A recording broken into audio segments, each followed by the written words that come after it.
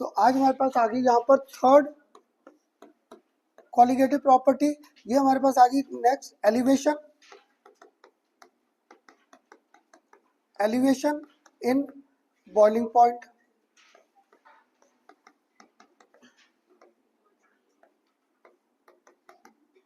Elevation in boiling point of our solution. Clear, ये elevation का concept आएगा। कुछ एलिवेशन नाम से क्लियर है। एलिवेट मीन्स बढ़ना, यहाँ पे बॉइलिंग पॉइंट क्या इंक्रीज करेगा। आज आगे बढ़ने से पहले अगर अभी भी किसी को डाउट है, इसकी डेफिनेशन लिखवा दूं। What do you mean by boiling point?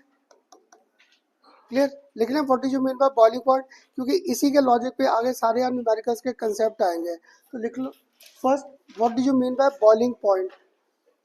और आज हमारी फर्स्ट नेक्स्ट प्रॉपर्टी आ गई थर्ड।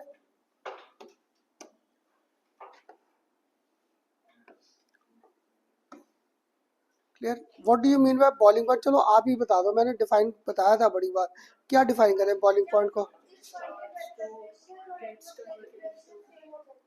Eight given temperature. तो लिख लो the temperature at which,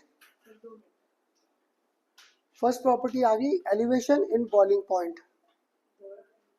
the temperature at which vapour pressure, the temperature at which vapor pressure of liquid becomes equal to atmospheric pressure,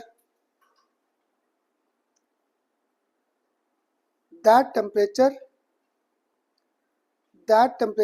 is known as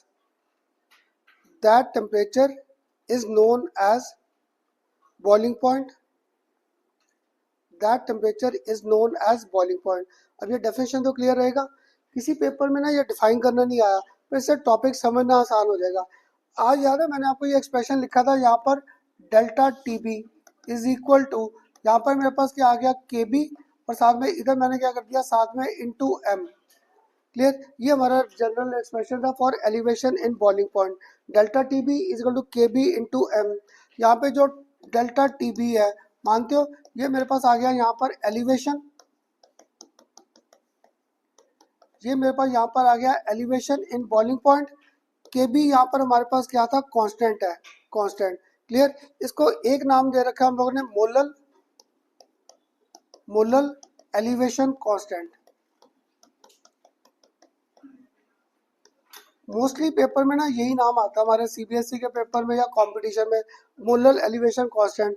तो इसको एक और गंदा सा नाम भी दे रखा है, और ये एक आध बार न्यूमेरिकल में आ रखा है एब्यूलियोस्कोपिक कांस्टेंट, EBULLI एब्यूलियोस्कोपिक कांस्टेंट। इसको दो नाम थे। पहला आसान है क्योंकि मोलैलिटी था, मोलैलिटी से क्या करना आसान हो जाएगा, मोलल एलिवेशन कांस्टेंट, तो पहला नाम आसान है। दूसरा एक आध बार आ रखा है एब्यूलियोस्कोपिक कांस्टेंट। पेपर में क्या मैं ही लिखूंगा, आपको बस ध्यान रहना चाहिए कौन सा है, क्योंकि ये स्पेलिंग है तो मैं दूंगा ebullioscopic constant for given reaction is, ये हम लोग मेंशन कर देंगे। क्लियर, तो ये आ गया एब्यूलियोस्कोपिक, छोटा एम सबको ही क्लियर। ये आ गया यहाँ पर मोलैलिटी ऑफ सॉल्यूशन, ये मोलैलिटी ऑफ सॉल्यूशन आ गया। इनके न्यूमेरिकल में ना सबसे बड़ा जो हमारे पास डाउट आएगा वो डेल्टा टीबी का आएगा, डेल्टा टीबी का। क्लियर, तो देखो मैंने ऊपर हेडिंग भी दिया है elevation in boiling point. Clear, तुम लोग बताओगे यहाँ पर मैंने दो बॉइलिंग पॉइंट कंसिडर करने हैं, एक टी नॉट बी और एक मैंने कंसिडर करना है टीबी। मैंने यहाँ पर दो लेने हैं बॉइलिंग पॉइंट के कंसेप्ट, एक टी नॉट बी और एक टीबी। ये एब्यूलियोस्कोपिक, EBULLI एब्यूलियोस्कोपिक कांस्टेंट। क्लियर, अब तुम लोग सोच कर बताओगे, मैं भूल भाल गया पढ़ाते पढ़ाते, ये एक टी नॉट बी है और एक टीबी है। क्लियर, ये कौन से बॉइलिंग पॉइंट हो सकते हैं, है ना, जहाँ पे नॉट आ गया, याद है शुरू से दिया था ये प्योर स्टेट, तो ये प्योर सॉल्वेंट का आ गया। तो टीबी पक्का किसका होगा, सोल्यूशन का। इतना तो क्लियर रहेगा, नॉट हमेशा स्टैंड करेगा फॉर प्योर, और टीबी जहाँ पे आ गया वो आ गया सोल्यूशन। अब मैं ऊपर हेडिंग में लिख कर बैठा था एलिवेशन। क्लियर, इसका ना जब तुम लोग न्यूमेरिकल करोगे पता क्या होगा, करना सर गलती से आंसर मेरा नेगेटिव आ गया, आना तो पॉजिटिव चाहिए था। तुम लोग ये टेम्परेचर्स में कंफ्यूज हो गए। क्लियर। मैंने आपको यहाँ पर एक लिखा relation T not B minus T B. एक बार मैंने यहाँ पर लिखा नहीं, जो डेल्टा टी बी की वैल्यू आएगी वो मुझे लिखने पड़ेगी T B minus T not B. बताओगे कौन सा कंसेप्ट ठीक लग रहा है? ये कंसेप्ट ठीक लग रहा है लिखने में, या ये? मेरे जैसा कहता है खन्ना ठीक है, डिफरेंस ये है, जो मर्जी लिख दो। कौन सा कंसेप्ट ठीक लग रहा है दोनों में से? है ना, क्योंकि हमारे पास क्या था, एलिवेशन था, बॉइलिंग पॉइंट सोल्यूशन का बढ़ रहा है। अगर बढ़ रहा है दैट मीन पक्का ये रिलेशन मेरा क्या होल्ड गुड कर रहा है। क्यों? क्योंकि अगर मैं ऊपर वाला लिखता है डेल्टा टी बी तो माइनस आ जाएगा। अगर ये माइनस आ गया तो मोलैलिटी भी माइनस में आ गई। मोलैलिटी तो माइनस हो ही नहीं सकता, वो तो पॉजिटिव टर्म है। क्लियर। जिसको ये डाउट है ना, एक ये नहीं तो पता क्या कहता हूँ, वही शेयर ध्यान के रखो पेपर में, बड़े में से छोटे को माइनस करना है। अगर मेरे जैसा आ रहा ना, भूल जाता खन्ना सर मुझे नहीं आ रहा था ये कौन सा टेम्परेचर है, तो ध्यान रखो बड़े में से छोटे को माइनस करना है, क्योंकि एलिवेशन का कंसेप्ट है। बॉइलिंग पॉइंट वॉज इंक्रीजिंग, यहाँ पे बॉइलिंग पॉइंट बढ़ रहा है। तो बताओ इसके पहले फॉर्मूला और ये लॉजिक क्लियर रहेगा डेल्टा टी बी का। अब एक ने मुझे क्या कहा खन्ना सर, एलिवेशन क्यों हो रहा था बॉइलिंग पॉइंट में, ये क्या लॉजिक है? This we can prove on the basis of graph. इसे ग्राफ के बेस पे कर सकते हैं। इसलिए सीबीएसई का कॉमन सा क्वेश्चन क्या आता है, why there is elevation in boiling point of solution, explain with suitable graph. इसे ग्राफ के बेस पे एक्सप्लेन कर दो। क्लियर। तो करें अब इसको ग्राफ के बेस पे। पहले बताओ सारा लॉजिक क्लियर हुआ? क्योंकि आज ना 30-40 मिनट्स लगेंगे टॉपिक कराने में, सिर्फ सारा लेक्चर इनके न्यूमेरिकल्स पे ही है। और इसके न्यूमेरिकल बड़े इंपॉर्टेंट है सीबीएसई और कंपटीशन में। देखो ये इंपॉर्टेंट नहीं हो जाएंगे, क्योंकि यहाँ पे मोलैलिटी आ गई। यानी जितना मैंने अभी तक चैप्टर कवर किया है इसमें सारे न्यूमेरिकल्स के कंसेप्ट आ जाएंगे। ये सारे इस लॉजिक पे इंपॉर्टेंट है। क्लियर। टी नॉट भी आ गया, यहाँ पर लिख ही देता हूँ आपको। टी नॉट भी आ गया यहाँ पर, boiling point of pure solvent.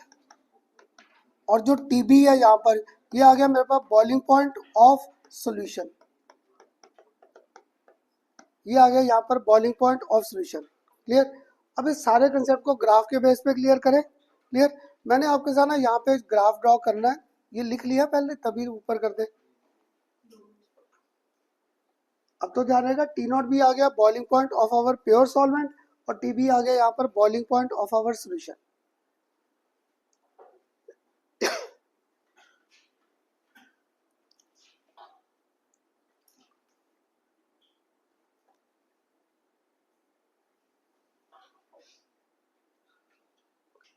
कर दो ऊपर।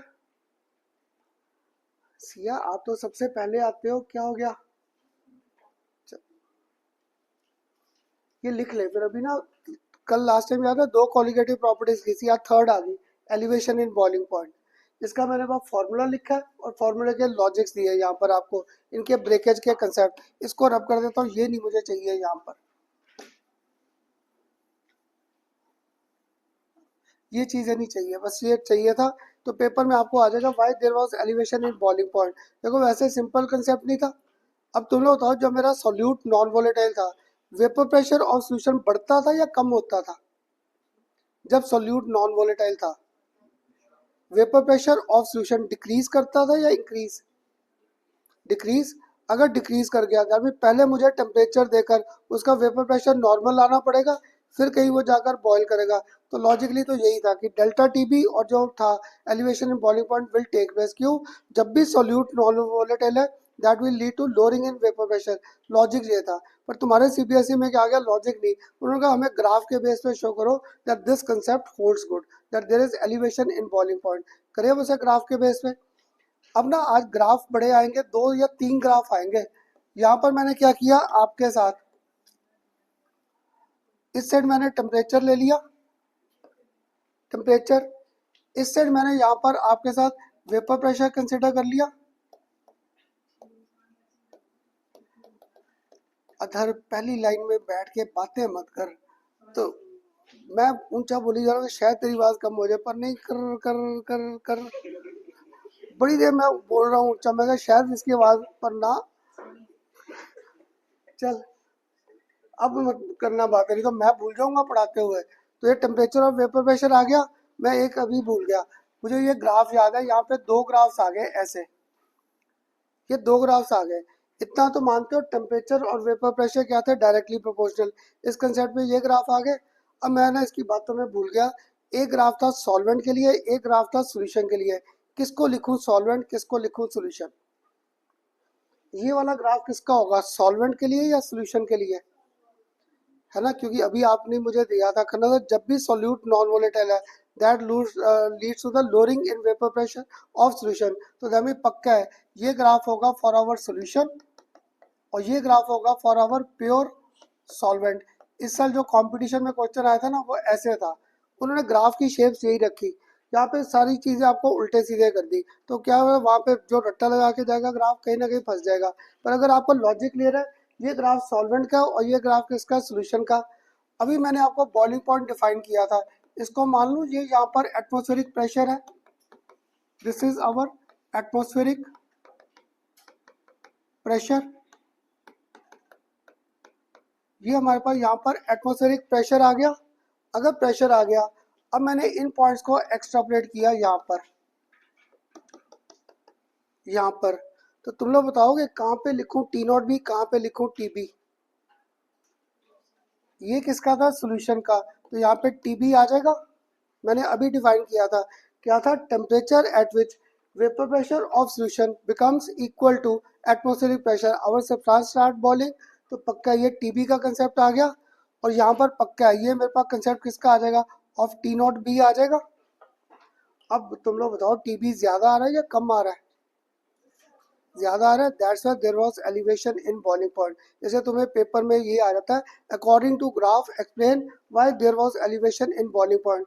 अब तुम में से किसी ने अगर यहाँ कंसेप्ट उल्टा लिख दिया वो तो रिवर्स नहीं हो जाएगा, इसलिए मैंने आपको लॉजिक दिया था ऊपर वाला ग्राफ हमेशा किसका होगा, सॉल्वेंट, क्योंकि मैंने आपको याद करो रिलेटिव लोअरिंग में भी क्लियर किया था, जब भी सॉल्यूट नॉन वोलेटाइल है that leads to the lowering of vapour pressure of solution, वो वेपर प्रेशर को हर बार क्या करता है, डाउन। तो ये पेपर में आपको ऐसे ग्राफ आ रखा है, क्लियर। आपको बताना था ये एलिवेशन है या डिप्रेशन है, तो पक्का है इन boiling point elevation was taking place. और अब क्लियर हुआ ये बॉइलिंग पॉइंट के पूरे कंसेप्ट, सबको क्लियर हुआ। अब बताओ ग्राफ पूरा समझ आया कैसे था। इस साल ना या लास्ट ईयर जेई के पेपर में यही था, ग्राफ्स बने थे। हुआ क्या, किसी में मैं सॉल्यूशन ऊपर कर दूंगा सॉल्वेंट नीचे कर दूंगा, यहाँ पे T not B T B नहीं लिखा, उल्टे कंसेप्ट लिख दिए, ऐसे करके आपको ग्राफ में कंफ्यूज कर देते हैं। आपको वो करेक्ट आंसर बताना है कौन सा है, क्लियर। हाँ जी नंदनी, अब पूछ कहीं डाउट किनके, क्यों स्लोप सेम क्यों है, वेपर प्रेशर दोनों के अलग अलग है। सॉल्यूट नॉन वोलेटाइल है इसलिए ये किसका है, सोल्यूशन का आ गया, वेपर प्रेशर डिक्रीज कर गया। सॉल्वेंट का पक्का वेपर प्रेशर अगर टेम्परेचर से करूंगा वो हाई रहेगा, क्लियर। हाँ फिर डेल्टा टी भी क्या नेगेटिव आ जाएगा, वही तो मैं कहता हूँ तुम लोगों को मेरे से टिप्स मिल जाए कि पेपर में गलती हो जाए तो उसको सुधारना कैसे है। तो सुधारने का यही लॉजिक था, एलिवेट वर्ड आ रहा है, एलिवेट मीन्स पक्का है ये टीबी बड़ा होना चाहिए और टी नॉट भी क्या होना चाहिए, कम।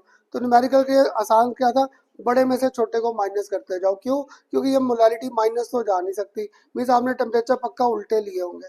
तो ऐसे लॉजिक बना लो करने का, एक होता है मेरे जैसा करके आ गया करना था, ये तो बाहर आके देखा क्या हो गया, पेपर में सारा न्यूमेरिकल हाथ से चला गया, clear.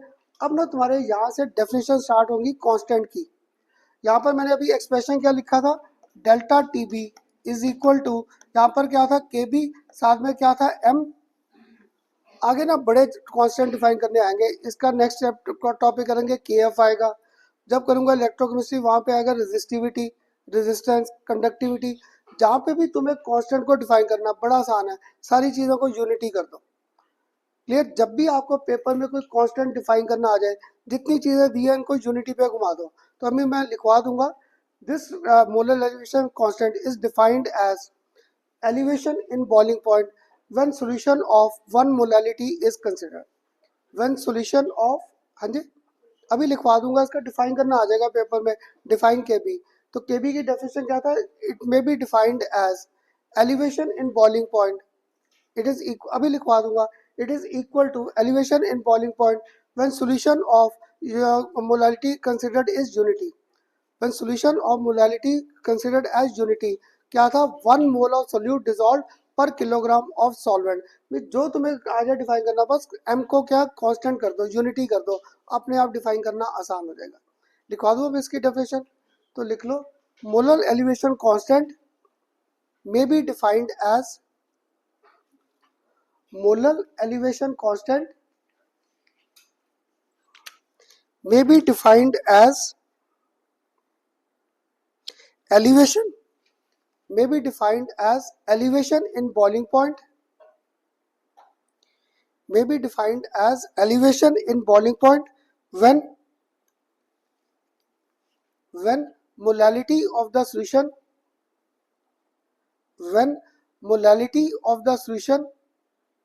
is taken as unity. When molality of the solution is taken as unity, that is 1 mole of solute,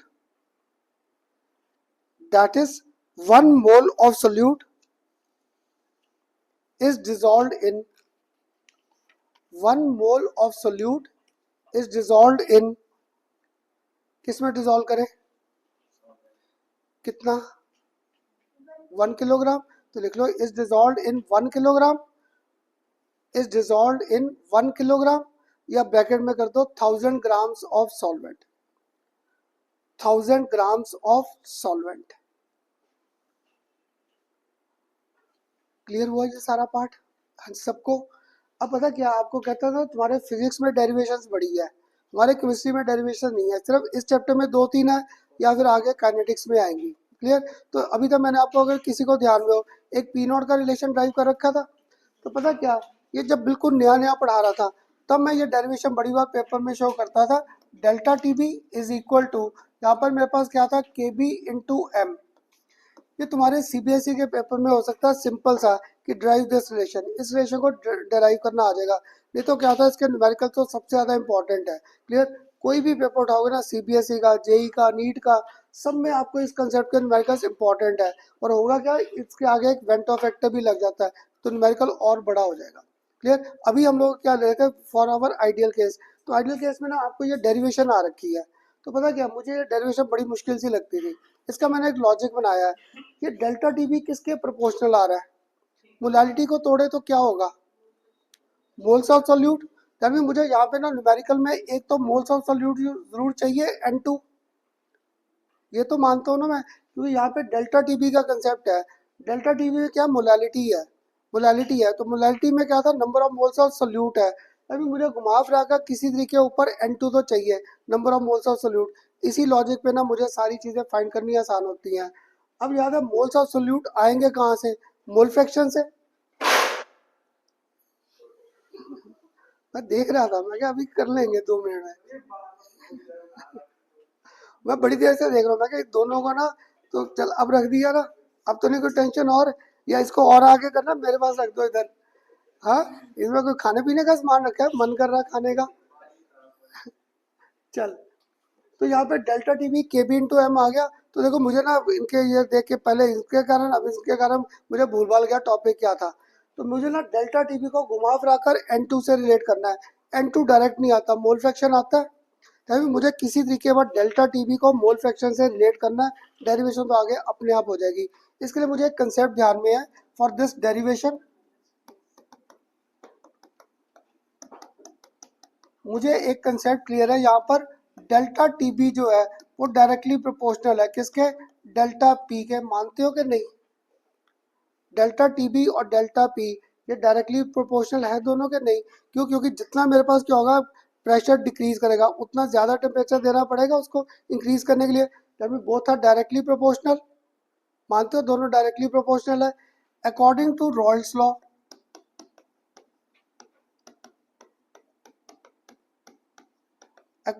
Royals law, मैं ये भी लिख सकता हूँ, जो डेल्टा पी है that is directly proportional to x2।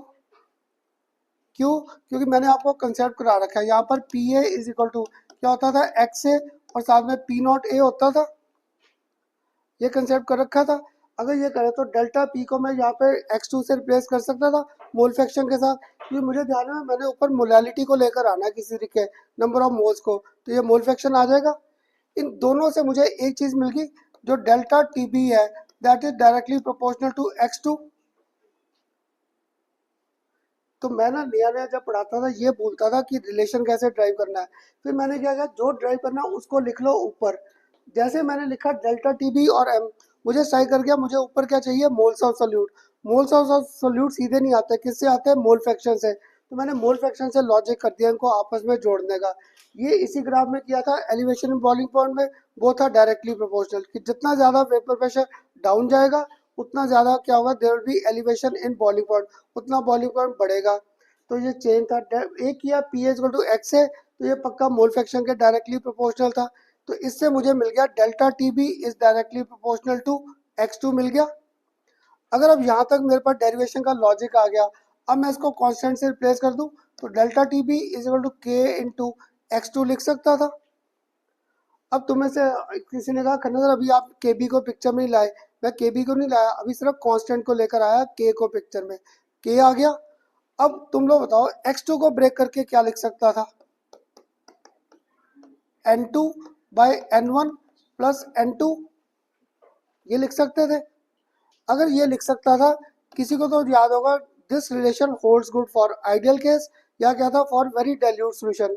अगर डाइल्यूट सॉल्यूशन है तो मैं इसको यहाँ पर n2 बाय n1 भी कर सकता हूँ फॉर डाइल्यूट सॉल्यूशन। क्लियर, देखो अब n2 तो आ गया पिक्चर में मोलालिटी के लिए, n2 तो आ गया मोलालिटी के साथ। अब मुझे सिर्फ ब्रेक क्या करना है, n1, क्योंकि मैं जब नया नया पढ़ाता था ना, मैं खुद भूलता था किसको एक्सपैंड करना है किसको नहीं, इसलिए तुम्हें जहाँ जहाँ भूलने के चांसेस है वो पहले क्लियर कर रहा था। मेरे मोल्स ऑफ सोल्यूट तो आ गए, मीन्स मुझे n1 नहीं चाहिए। तो अगर मैं n1 को तोड़ दूँ, लिख सकता हूँ यहाँ पे n2, इसको w1 और m1 को ऊपर लिख सकता हूँ, लिख सकता था ऐसे, लिख सकता था। अब इसको नंबर दे दूँ, फर्स्ट कर दूँ, put this value, put this value of x2 in equation 1, x2 की वैल्यू इस इक्वेशन में पुट कर दे। अगर मैंने पुट किया तो यहाँ पर मेरे पास क्या आ जाएगा, delta T B is equal to K, इधर मैंने साथ में क्या कर दिया m1, और इधर साथ में मेरे पास क्या घूम रहा है, n2 बाय w1, लिख सकता था, यहाँ तक तो कर सकता था। अगर यहाँ तक कर सकता था, अब देखो के भी कांस्टेंट और m1 भी कांस्टेंट, मुझे भूल गया m1 क्या था, कैपिटल M है ना, कैपिटल M1 क्या था, molar mass of our solvent. तो ये भी कांस्टेंट है, ये भी कांस्टेंट है, तो दैट मैं यहाँ पर delta T B is equal to यहाँ पर के B into n2 bye w1 तक के कंसेप्ट तक तो आ गया। तुम्हारे कंपटीशन का सबसे आसान क्वेश्चन या सीबीएसई में एमसीक्यू सबसे आसान आता है, व्हाट डज के बी स्टैंड फॉर। तो के बी बेसिकली क्या था, कांस्टेंट, और मल्टीप्लाई किससे किया, molar mass of our solvent. ये आपको एक्सप्रेशन फाइंड करना आ रखा है, how these are related. Clear, तो बस क्या था यहाँ पे तुम बच्चे बड़े के बी यही लिख दोगे, ये भी के बी नहीं था, ये सिर्फ प्रोपोर्शनैलिटी का कांस्टेंट था। जब मैंने इसको मोलर मास से मल्टीप्लाई किया तो अब मेरे पास आ गया molar elevation constant for our solvents, ये आ गया। अब तुम लोग मुझे डिफाइन करा दो मोलैलिटी क्या थी, number of moles of the solute dissolve in छोटा m, छोटा m, 1 kilogram of solvent, 1 kilogram में क्या था 1000। तो सपोज मैंने इस एक्सप्रेशन को लिखा, जब मेरे पास जो W1 है that is 1000 grams of solvent,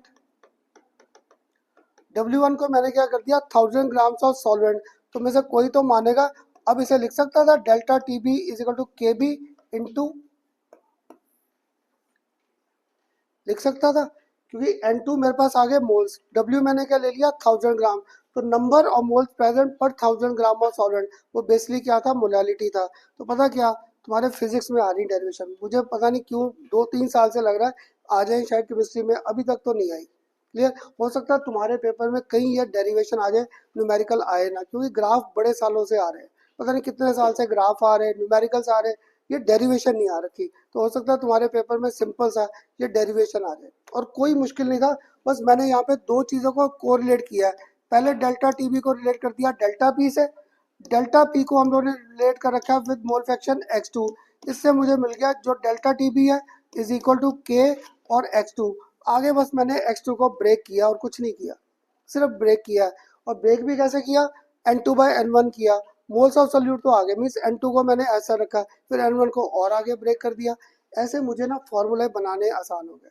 clear, अब सीबीएसई का पूरा, अगर सीबीएसई बेस पे क्वेश्चन बोले explain This helps, there is always elevation in boiling point with the help of suitable graph.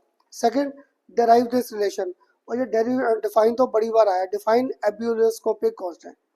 Define ebullioscopic constant, तो वो आ जाए या आपको molar elevation constant आ जाए, means one and same thing.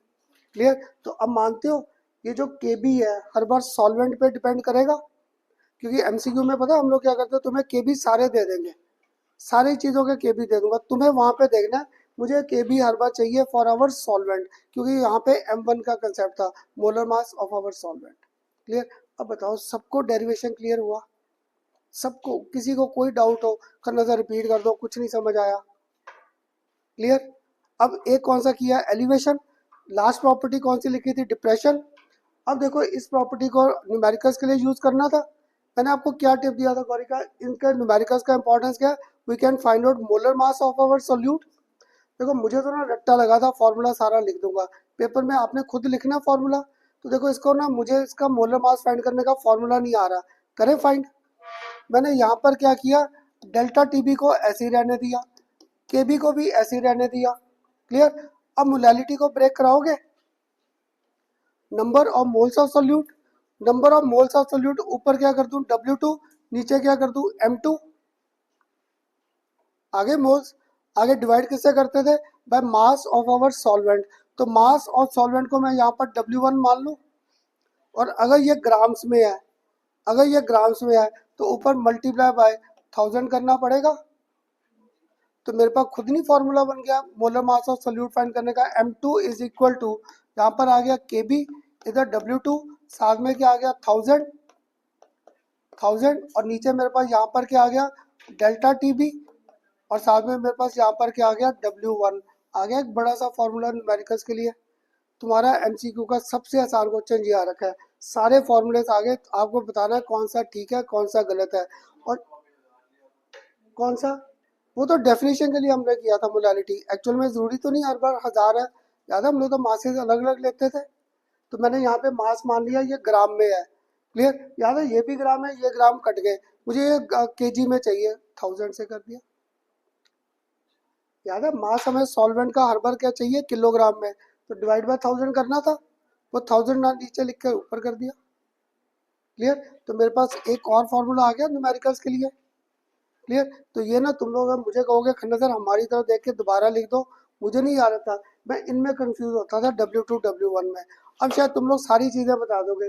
KB तो आ गया मोलर एलिवेशन कांस्टेंट, तो ये W2 मास ऑफ सोल्यूट आ गया, डेल्टा TB एलिवेशन आ गया, और W1 आ गया given mass of our solvent. अगर केजी में होगा, वैसे होता नहीं, सारे ग्राम में आते हैं, अगर केजी में हुआ तो ये 1000 की छुट्टी हो जाएगी करके इसके न्यूमेरिकल्स आ जाएंगे, आ जाएगा फॉर्मूला बड़ा सा करने के लिए. इसलिए अब क्लियर हुआ क्यों आपको पहले मोलैरिटी मोलैलिटी और मोल फ्रैक्शन क्लियर किया था, क्योंकि अगर 11th में वो नहीं आते थे हम लोग सारे न्यूमेरिकल में आगे फंस जाते हैं. क्लियर?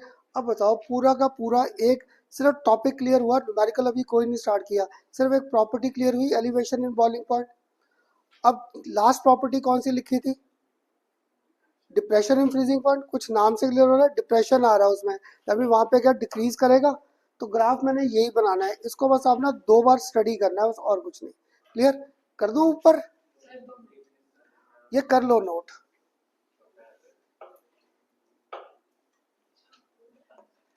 ये नोट कर लो तभी आगे चलते हैं. और ये लो, यहाँ से स्टार्ट किया, यहाँ से ड्राइव करना स्टार्ट किया, लिख लो पहले तभी आगे चलते हैं. Delta TB directly proportional to delta P और x2 के साथ, दोनों को इकट्ठे नहीं बैठाना. हाँ जी, pressure, lowering of vapour pressure,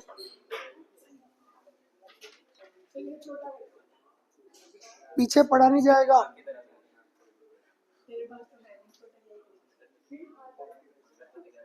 आवाज पीछे पड़ा जाएगा, इतना छोटा कर दो तो. चलो लिख लो पहले. हाँ जी आरुषि क्लियर? खुशी? आज 2 साथी फिर छुट्टी करके.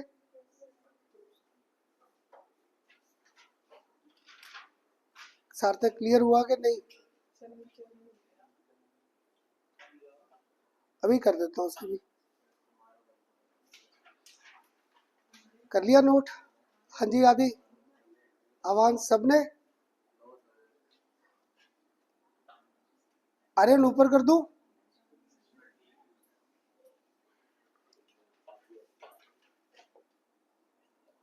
कुछ डेरिवेशन का फ्लो सा मिला कैसे किया? सिंपल बट टर्म से ब्रेक करके ले आए सारा रिलेशन। ये डेरिवेशन अगर आई, अगर मैं डालूंगा ये बोर्ड में 3 नंबर से ज्यादा नहीं आएगी, 3 मार्क्स से ज्यादा नहीं आती ये डेरिवेशन। वैसे आई भी नहीं, पिछले 5-6 साल से तो मैंने कभी नहीं पढ़ी डेरिवेशन, पर जब से तुम्हारे फिजिक्स में है ना फिर मैं करा देता हूँ। क्या पता तुम्हारे भी ना आ जाए कभी, केमिस्ट्री में भी स्टार्ट कर दे, नहीं तो ग्राफ आते हैं ज्यादा।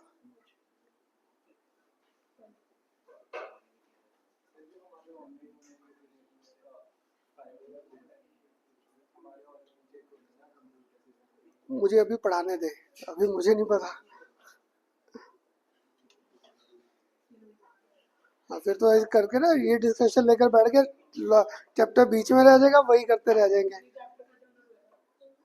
जब तेरी बातें बंद हो जाएंगी।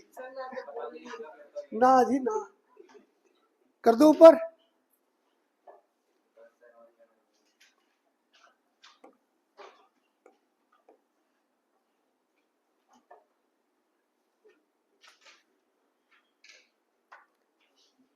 हाँ जी आर्यन।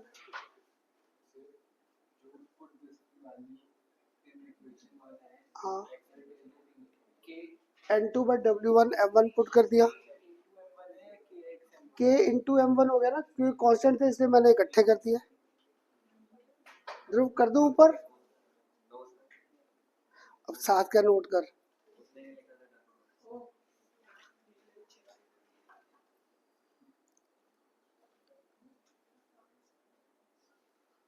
चल बातें बंद, नोट कर, फिर तो मैं आगे कर रहा।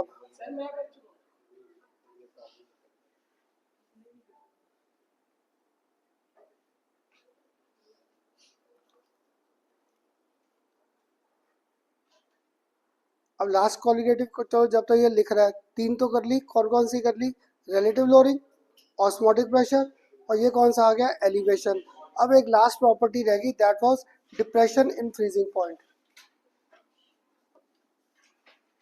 यहाँ तक तो पहुंच गया होगा। चल अब फोर्थ प्रॉपर्टी आ गई हमारे पास यहाँ पर, depression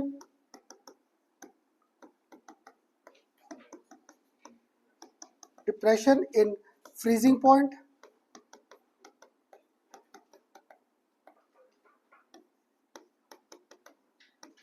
depression in freezing point, clear. इसमें देखो हमारे पास जो रिलेशन आ जाएगा ये आ जाएगा, delta T F is equal to, यहाँ पर क्या था के एफ, और इधर साथ में एम आ जाएगा, यही आ जाएगा यहाँ पे डेरिवेशन में।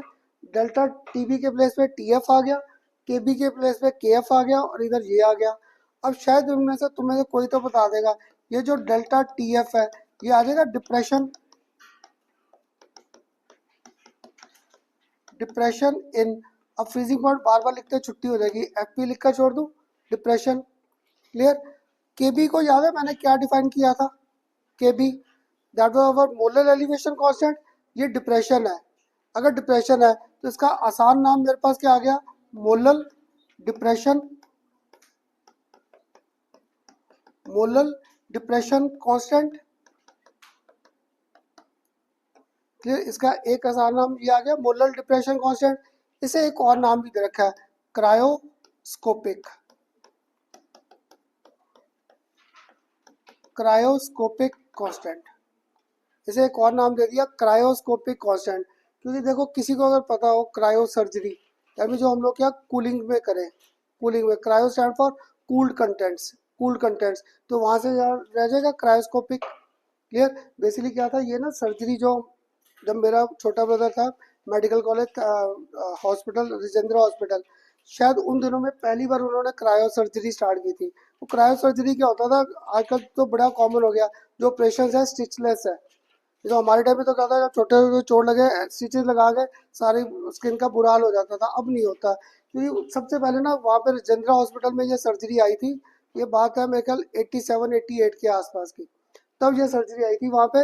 वो करते क्या थे, उन्होंने क्या किया, जैसे ऑपरेट कर दिया, ऑपरेट करके उसको ब्लीडिंग रोकना या स्टिचेस लगाने, स्टिचेस नहीं लगाए, उन्होंने क्या किया, कूल्ड नीडल डाल दी स्किन में, उसको प्रेस कर दिया। एक आध दिन उसे प्रेस रखा कूल्ड नीडल के साथ, तो क्या होगा, फिर उसको नीडल को निकाल दिया, उसको क्वेंच नहीं कर दिया हाई टेम्परेचर से लो, तो स्टिचेस नहीं आते थे, विदाउट स्टिचेस था। तो हमारे ना छोटा ब्रदर मेरा सारे वो पॉपुलर हो गए थे कि डॉक्टर आए हैं वो ठंडी सुई से ऑपरेशन कर दिया। तो उधर सारा राजेंद्र हॉस्पिटल पॉपुलर हो गए थे ठंडी सुई। तो मैं तुम्हें याद करा दो, ठंडी सुई से याद कर लो, ये क्रायो है। क्रायो मीन्स ये कूल डाउन है। तुम्हें पेपर में बोलेगा क्रायो किसके लिए था, डेल्टा टीबी था या डेल्टा टीएफ था। याद रहेगा टीएफ क्या था, कूलिंग था, डिप्रेशन था। तो पक्का this was holding good for our cooled solution, ये कूल्ड सोल्यूशन के लिए था। और एम तो नहीं लिखने की जरूरत, एम क्या आ गई यहाँ पर, मोलैलिटी, मोलैलिटी ऑफ सोल्यूशन। अब शायद ये भी तुम लोग ठीक बता दोगे, यहाँ पे डेल्टा टी एफ मैंने लिखना है और लिख कर क्या बैठा हूँ, there is depression in freezing point. Clear. तुम में से एक ने कहा मुझे खन्ना सर ये लिखो T not F minus T F. एक स्टूडेंट मुझे कहता नहीं सर डेल्टा टी एफ लिखना है, आप लिखो T F minus T not F. किसकी बात मानूं, है ना, क्योंकि इस बार क्या था, डिप्रेशन है। अगर डिप्रेशन है तो हमें इस बार टी नॉट एफ बड़ा है और टी एफ क्या था, स्मॉल है। तुम्हारे न्यूमेरिकल में ये गलती के चांसेस है। जब मैंने आपको डेल्टा टी बी लिखा था, डेल्टा टी बी याद है, वो मैंने लिखा था T B minus T not B. तुम्हारे ये कॉमन गलती रहेगी न्यूमेरिकल में। क्लियर। इसलिए जिसको गलती हो जाए मेरे साथ याद रखो, ये टर्म हमेशा क्या आनी चाहिए, पॉजिटिव। पॉजिटिव तभी आएगी अगर आप माइनस ठीक कर रहे हो। क्लियर। तो यहाँ पे पक्का था डिप्रेशन है, तो अब मुझे लिखने की है तो टी नॉट एफ क्या और टी एफ क्या, T not F freezing point of our pure solvent और टी एफ क्या आ गया, freezing point of our solution. Clear. और डिप्रेशन है, अगर डिप्रेशन है तो पक्का है this formula will hold good, ये होल्ड गुड करेगा। पर वही फिर शो किसके बेस पे करना था, विद सुटेबल ग्राफ। करें इसको भी ग्राफ के बेस पे शो। पहले ये बताओ पूरा लॉजिक क्लियर हुआ इसका, पूरा लॉजिक। अब इसको नहीं ड्राइव करने की जरूरत, जो डेरिवेशन वैसे किया सेम आ जाएगी, सेम पैटर्न पे ड्राइव, इसलिए मैं इसको नहीं कर रहा, इसको बस ग्राफ पे क्लियर करें। ग्राफ पे कैसे आएगा, तो ग्राफ पे शो करने के लिए मैंने यहाँ पर ये आ गया क्रायोस्कोपिक कांस्टेंट और एम आ गया मोलैलिटी ऑफ सॉल्यूशन।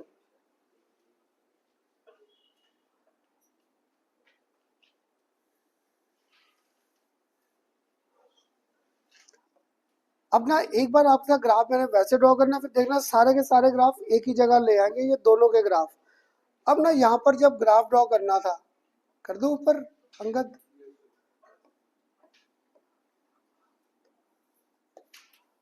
अब याद है यहाँ पर हम लोगों ने क्या ले रखा था, टेम्परेचर। यहाँ पर मैंने क्या ले रखा था, concept of vapour pressure. Clear. अभी मैंने ये दो ग्राफ तो ड्रॉ किए थे ऐसे करके, ये तो ड्रॉ किए थे। ऊपर वाला केस किसके लिए था, फॉर आवर प्योर सॉल्वेंट, और ये किसके लिए था, फॉर आवर सॉल्यूशन, ये फॉर सॉल्यूशन था। क्लियर। अब ना मेरे यूनिवर्सिटी वाले सर ने आदत डाली थी कि इन ग्राफ को पढ़ते कैसे है। देखो ग्राफ तो मैं ड्रॉ करके बैठ गया पूरा, अब ये कूलिंग का कंसेप्ट था, तभी मैंने ग्राफ को इधर से नहीं पढ़ना, इधर से थोड़ा एलिवेशन का कंसेप्ट, इसलिए इधर से पढ़ा। अब हमारा हेडिंग क्या था, डिप्रेशन इन फ्रीजिंग पॉइंट, तभी मैं कूलिंग कर रहा हूँ। कूलिंग करने के लिए पक्का मुझे ग्राफ इस डायरेक्शन में ऐसे पढ़ना पड़ेगा, इस साइड से। अब देखो अगर मैं टेम्परेचर कम कर रहा हूँ तो तुम लोग बताओ लिक्विड के अमाउंट को पास आएंगे या दूर, पास आएंगे। अगर पास आएंगे तो वेपर प्रेशर डिक्रीज करने लग गया, टेम्परेचर कम करने पे वेपर प्रेशर कम होने लग गया, है ना, इतना तो लॉजिक बन गया। अब तुम लोग बताओ जैसे जैसे टेम्परेचर कम कर रहा था मेरे पास लिक्विड के मॉल के पास आने लग गए, वो लिक्विड ही रहेगा, वो तो सॉलिडिफाई नहीं हो जाएगा। इसलिए फ्रीजिंग पॉइंट का कंसेप्ट आ गया, temperature at which solid and liquid form both exist simultaneously, that is known as freezing point. जहाँ पर लिक्विड और सॉलिड दोनों एग्जिस्ट कर गए, that temperature is known as our freezing point. तो क्या था, अब जैसे जैसे कूलिंग कर रहा हूँ लिक्विड के मॉलिक्यूल्स क्या आ रहे हैं पास, तो वेपर प्रेशर डिक्रीज करने लगा, मान गया मैं भी। क्लियर। पर एक स्टेज आएगी वो क्या बन जाएगा, सॉलिड। अगर सॉलिड बन जाएगा वेपर प्रेशर का कोई रोल रहेगा, अगर रोल नहीं रहेगा तो हमें यहाँ तक आके क्या हुआ, ये ग्राफ मेरा ऐसे चला गया।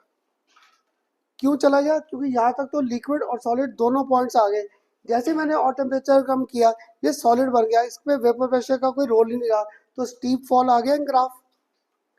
ऐसे ही यहाँ पर क्या होगा, ये जो सोल्यूशन का जा रहा है ये भी मेरे पास यहाँ पर जाकर ये भी सॉलिडिफाई हो जाएगा, सॉलिडिफाई होके वेपर्स बन गए, और सॉलिडिफाई होके वेपर प्रेशर स्टीप फॉल आ गया।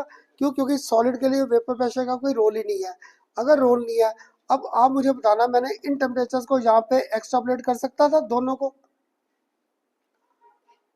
इस टेम्परेचर पे क्या था, लिक्विड और सॉलिड दोनों एग्जिस्ट कर रहे थे, तो मानते हो यहाँ पे मैं लिख सकता था टी नॉट एफ। यहाँ पर सॉल्यूशन था, तो यहाँ पर क्या लिख दूं, टी एफ। आ रहा है डिप्रेशन इन फ्रीजिंग पॉइंट के नहीं? आ रहा है डिप्रेशन। तो सीबीएसई का आसान सा क्वेश्चन आ गया, why there is depression in freezing point explain with suitable graph. तो बस आपको ये ग्राफ बनाना है और कुछ नहीं। और था क्या, इस बार भविष्य ग्राफ को इधर से पढ़ना है, क्योंकि कूलिंग का कंसेप्ट है। मान्या, अगर कूलिंग का कंसेप्ट है, टेम्परेचर कम कर रहा था, तो लिक्विड के मॉलिक्यूल्स क्या आ जाएंगे, पास। अगर पास आ गए तो पक्का है vapour pressure of our solution will decrease. यहाँ पे वेपर प्रेशर डिक्रीज कर गया, और एक स्टेज आई वो लिक्विड से किस में कन्वर्ट हो गया, सॉलिड। जैसे ही सॉलिड में कन्वर्ट हुआ, वहां पे steep fall in vapour pressure आ गया। क्यों? सॉलिड के लिए वेपर प्रेशर का कोई रोल ही नहीं था। क्लियर? तो पेपर में ना इस साल या लास्ट ईयर जेई के पेपर में ये था, ये ग्राफ बना था, तुम्हें बताना था कौन सा ग्राफ ठीक है कौन सा गलत। एक में उन्होंने ये कंसेप्ट उल्टा लिख दिया था, एक में उन्होंने सोल्यूशन ऊपर कर दिया, सॉल्वेंट नीचे कर दिया। क्लियर? थर्ड पता नहीं और क्या बना रखा है, जैसे उल्टे सीधे ग्राफ बना रखे थे। आपको बताना था विच ग्राफ होल्ड्स गुड, तो ये ग्राफ था इसके लिए। अब बताओ, सबको क्लियर हुआ that there was depression in freezing point? है कोई क्रैमिंग की जरूरत ग्राफ की? बस ग्राफ को पढ़ना आ जाए। और पता क्या, हर साल मैं क्या करता हूँ, इसी पे तुम्हें पूरा ग्राफ दे दूँ, एलिवेशन का भी साथ। क्लियर? उसके लिए ऐसा करते हैं, कलर चेंज कर देता हूँ आपको। यहाँ पर हम लोगों ने कंसेप्ट किसका लिया था, ऐसे किया था, इसको याद है? मैंने यहाँ पर क्या लिखा था, एटमॉस्फेरिक। इसको मैंने यहाँ पर एटमॉस्फेरिक प्रेशर, ये मेरे पास यहाँ पर एटमॉस्फेरिक प्रेशर था। अगर एटमॉस्फेरिक प्रेशर था, कोई तो मानेगा ये पॉइंट मेरे यहाँ पर एक्स्ट्रापोलेट हो गए। अगर एक्स्ट्रापोलेट हो गए, ये टीबी और ये मेरे पास टी नॉट बी का कंसेप्ट आ गया, दोनों ग्राफ आ गए एक ही जगह आपके पास। जिसको जो डाउट आएगा घर जाके रिवाइज करना आसान हो जाएगा कि बॉइलिंग पॉइंट एलिवेट करता था और फ्रीजिंग पॉइंट क्या करता था, वो डिप देता है। ये थे इनके रीजनिंग के कंसेप्ट में। अब बताओ सबको किस में आया है? ये देख, स्टीप फॉल कर गया ना, ना यहाँ पे आगे ये भी स्टीप फॉल कर गया। हाँ, थिन लाइन डिफरेंस रह गया इन दोनों में, क्योंकि याद है फ्रीजिंग पॉइंट पहले ही टेम्परेचर बड़ा डाउन है, इसलिए इनमें थिन लाइन डिफरेंस रह गया। वैसे मुझे बड़ा ये ध्यान से बनाना पड़ता है, कई बार उल्टा सीधा बना तो नहीं कभी, इसको ध्यान रखना पड़ता है कि उल्टा ना बन जाए यहाँ पे। जैसे मैंने रखा है, इसको ऐसे ड्रॉ किया है, स्टीप फॉल कर दिया। पहले क्या कर रहे थे, बिल्कुल ऐसे ही आ रहे थे, प्रॉपर ग्राफ थे। अब बताओ सबको क्लियर हुई दोनों प्रॉपर्टीज? इसलिए ना मेरे हर बार रहता है लेक्चर में कि दोनों प्रॉपर्टीज एक में आ जाए, ताकि हमें ना ये सारा ग्राफ का कंसेप्ट क्लियर हो जाए। अगर ये क्लियर है, ग्राफ बना लिया, आप बना लो पहले, फिर मुझे इसका भी फॉर्मूला लिखवाना, मुझे मोलर मास ही फाइंड करना है सब्सटेंस का।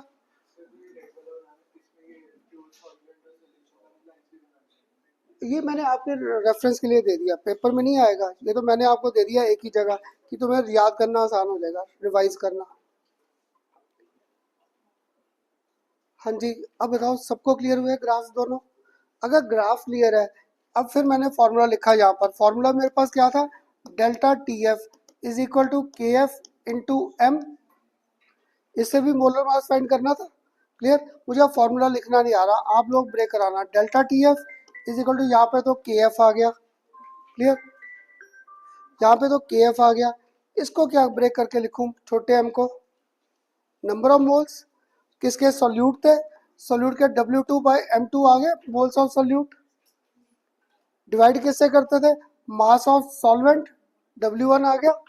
अगर ये ग्राम्स में था तो इसको मल्टीप्लाई बाय 1000, तो यहाँ पर M2 is equal to, M2 is equal to मेरे पास क्या आ गया, KF, साथ में क्या आ गया W2, साथ में क्या आ गया 1000, और डिवाइड किससे कर दिया, बाय डेल्टा TF, और साथ में मेरे पास यहाँ पर क्या आ गया, W1 आ गया मेरे पास मोलर मास फाइंड करने के फॉर्मूले। जैसे अब बाकी लेक्चर सारे ना इनके न्यूमेरिकल्स पर ही है।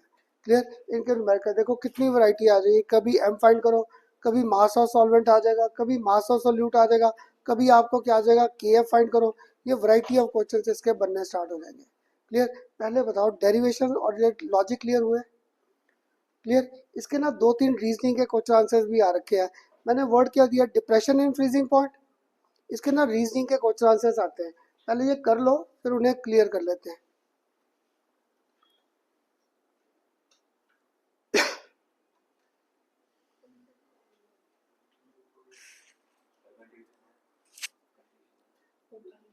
अभी करने दें,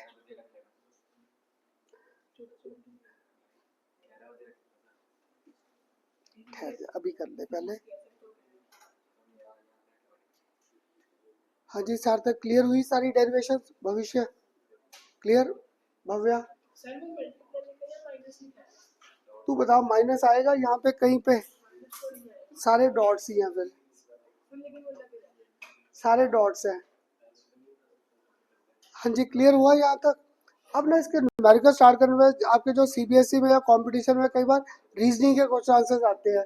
अब देखो यहाँ पर रीजनिंग का पहला कॉमन क्वेश्चन क्या आता है मेरे पास, क्या कूलेंट्स यूज करते हैं हम लोग गाड़ियों में, है ना? जो कूलेंट्स यूज करते हैं that works on the principle of our depression in freezing point. कैसे? देखो सबने डाला कूलेंट, अगर आप कभी देखो गाड़ियों में जो कूलेंट होता है वो बेसिकली पानी से ही होता है। तो मैंने क्या किया, सारे पागल है, कूलेंट इतना कॉस्टली आ रहा है, मैंने क्या किया, पानी डाल दिया। पानी डाल के क्या हुआ, इधर तो पंचकुला तो बड़ा अच्छा घूमता रहा, कोई प्रॉब्लम नहीं आई। मैं कहा सारे पागल थे, मैं अपने पैसे बचा लिए। क्लियर? यूज करता गया। पर जब मैं गया हिली एरिया शिमला साइड, बाकी सबकी गाड़ियां चल रही है और खन्ना सर की गाड़ी धुआं दे के बैठ गई वहां पे। क्लियर? क्यों? क्योंकि मैंने वहां पे क्या डाला था, वाटर। जब मैंने वाटर डाला था वहां पे होगी स्नोफॉल। अगर स्नोफॉल होगी, पानी का टेम्परेचर वहां पे डाउन चला गया, पानी तो मेरा फ्रीज हो गया वहां पे 0 डिग्री जाते ही, सॉलिडिफाई हो गया, तो कूलेंट कहाँ से मूव करता? पर तुम्हारी गाड़ियों का नहीं हुआ। क्यों? क्योंकि तुम लोगों ने सारा वाटर कंटेंट ज्यादा था, पर तुम लोगों ने उसमें एंटी फ्रीजिंग मिक्सचर क्या ऐड कर रखा था, अल्कोहल। तो जैसे ही तुम लोगों ने उसमें इम्प्योरिटी ऐड कर दी, अल्कोहल, तुम लोगों ने वाटर का फ्रीजिंग पॉइंट क्या कर दिया, डाउन।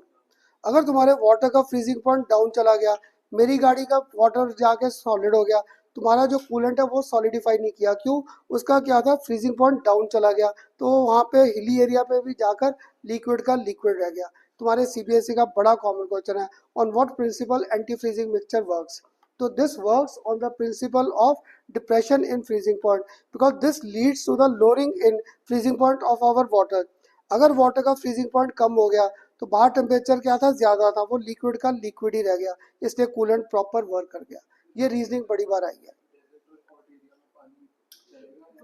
ठहर जा, मुझे अभी पहले ये कराने दे। एक ये हो गया रीजन। दूसरा पता क्या, हमारे पास क्या, जो हिली एरियाज है, क्लियर, हिली एरियाज पे, चलो अपने इधर की नहीं, अगर कनाडा साइड की बात करें, तो कनाडा साइड में क्या स्नोफॉल खूब है ना? जब स्नोफॉल बढ़ी है, तो मैं जब घर से बाहर निकला, मेरा फ्रेंड ही बताता है, कहता संदीप कई बार बाहर निकलो ना, इतनी इतनी तो स्नो होती है। जब इतनी इतनी स्नो है, मेरे जैसा क्या सोचेगा जो हम लोग इंडिया में करते हैं कि वो लिया फावड़ा सा, उसके स्नो को लगे हटाने, मैं तो उसको हटाता रह जाऊंगा, तब तक स्नो और हो जाएगी। वो उसने क्या किया, कहता खन्ना हम लोग कुछ नहीं करते। वो क्या करते हैं, वहाँ पे कमेटी वालों को वो फोन कर देते हैं, कमेटी वालों को, कमेटी वालों को फोन क्या करते हैं, बाहर रोड्स पे स्नो है, वो आगे क्या करते हैं, सिर्फ उस पर नमक स्प्रिंकल कर देते हैं। वो बाहर से आगे कुछ नहीं करते, सिर्फ NaCl का नमक स्प्रिंकल कर दिया। जैसे ही नमक स्प्रिंकल किया, तो उन्होंने क्या किया, जो स्नो था उसका फ्रीजिंग पॉइंट डाउन कर दिया। अगर उसका फ्रीजिंग पॉइंट डाउन कर दिया, बाहर टेम्परेचर क्या था, ज़्यादा, सारी की सारी स्नो मेल्ट हो जाएगी, मेल्ट होकर ड्रेनेज सिस्टम में आ गई। क्लियर? हमारे इंडिया में भी अब थोड़ा बहुत स्टार्ट हो गया। हमारे इंडिया में भी जो रोड्स क्लीन करनी है ना, मोस्टली हम लोग वहाँ पे नमक स्प्रे कर देते हैं। जैसे ही नमक स्प्रे करते हैं, तो सारी की सारी स्नो है, उसका फ्रीजिंग पॉइंट क्या आ गया, डाउन। अगर डाउन आ गया, बाहर टेम्परेचर क्या था, ज़्यादा, सारी की सारी स्नो मेल्ट कर गई। तो ये दोनों वर्क करते थे on the principle of depression in freezing point. तुम्हारे सीबीएसई में कॉमन रीजनिंग के क्वेश्चन आंसर है। On what principle anti freezing mixture works, या why snow gets clean by sprinkling just NaCl on them, कि उसमें NaCl sprinkle किया तो सारी की सारी स्नो क्लीन हो गई। अब रीजन क्लियर हुआ क्यों था? क्लियर? हाँ जी। ये पता क्या था, देख जब मैंने जब मेरा स्नोफॉल हुआ, स्नोफॉल, तो सारी आइस आ गई, आइस आ गई। अब मैंने उसमें नमक स्प्रिंकल कर दिया, तो आइस का फ्रीजिंग पॉइंट पहले 10 डिग्री था सपोज, अब वो -10 चला गया। अब बाहर टेम्परेचर क्या था, ज़्यादा है, और आइस का टेम्परेचर फ्रीजिंग क्या, -10, वो तो लिक्विड बन जाएगी, सारी की सारी आइस मेल्ट कर गई। क्लियर। ऐसे ही एंटी फ्रीजिंग मिक्सचर में हुआ, मैं जब पानी लेकर चला गया गाड़ी में तो क्या हुआ, वहाँ पे टेम्परेचर कम था, मेरा जो वाटर था वो सॉलिडिफाई हो गया। पर तुम लोगों ने कूलेंट प्रॉपर यूज़ किया था, जब प्रॉपर था तो कूलेंट ने क्या किया, वाटर का फ्रीजिंग पॉइंट डाउन कर दिया। अगर डाउन कर दिया, ऊपर जाके हिली एरिया चाहे टेम्परेचर डाउन था पर अभी भी इतना था कि मेरा वाटर लिक्विड का लिक्विड में रह गया। तो दोनों में प्रिंसिपल यूज आ गया ऑफ एंटी फ्रीजिंग मिक्सचर। तो ये सीबीएसई में रीजनिंग आ जाती है आपको, कंपटीशन में मैंने कभी नहीं पढ़ा। जेई के पेपर में आपको यह एजर्शन रीजनिंग के स्टेटमेंट्स आ जाते हैं कि इस प्रोसेस में हुआ क्या, तो there were depression in freezing point taking place. Clear. जो आप कह रहे थे ना हॉट वाटर का कंसेप्ट, वो बेसिकली क्या था, जैसे मैं अगर हिली एरिया पे गया, खाना बना रहा था, क्लियर, यहाँ पे तो खाना बड़ा अच्छा बन गया। जब मैं हिली एरिया पे भी जाके लगा खाना बनाने, मेरा खाना पैन में सारा जल जुल गया। हुआ क्या वहाँ पे, जब मैं यहाँ पे बना रहा था तो वाटर बॉईल कर रहा था 100 डिग्री, तब तक मेरा खाना बन गया। और जैसे मैं हायर ऑल्टीट्यूड पे गया, वहाँ पे प्रेशर डाउन हो गया, बॉइलिंग पॉइंट डाउन नहीं आ गया वाटर का, तो वाटर का बॉइलिंग पॉइंट आ गया डाउन, वो सारा खाना जल गया। इसलिए हम लोग यूज़ क्या करते हैं, pressure cooker, to create artificial pressure. वहाँ पे आर्टिफिशियल प्रेशर क्रिएट कर दिया ताकि वाटर का बॉइलिंग पॉइंट फिर 100 डिग्री का 100 डिग्री आ जाए। इसलिए हिली एरिया में सब जगह प्रेशर कुकर यूज़ करना ही पड़ेगा, नहीं तो खाना मेरे जैसे जला के बैठ जाएंगे सारा। क्लियर। तो ये थे। अब बताओ, सारे रीजनिंग के कंसेप्ट क्लियर हुए, किसी को कोई डाउट? क्लियर। अब दिमाग में घूम रहा है ना, स्नोफॉल में ऐसे ही होता है। या कूलेंट्स का देखा है, कूलेंट में हम लोग क्या करते हैं, पानी डालते रहते हैं, इधर चल जाता है, फिर कभी आवाजें आनी स्टार्ट होती है कूलेंट से, कभी कुछ। वो इसीलिए होता है कि अगर हम लोग पानी डालते गए तो उसकी क्या विस्कोसिटी सारी चेंज कर दी, वो फिर फंक्शन नहीं करता पूरा। अब बताओ, पूरे ये रीजनिंग के कंसेप्ट क्लियर। अब ना आज बाकी लेक्चर हमारा इनके न्यूमेरिकल्स पे जाएगा। कौन सा था, delta T B is equal to K B into M, और दूसरा कौन सा था, delta T F is equal to K F into M. इनके न्यूमेरिकल्स में आज से ना एक आधा डाल लो मेरे साथ, अगर किसी को लास्ट टाइम के न्यूमेरिकल्स याद है।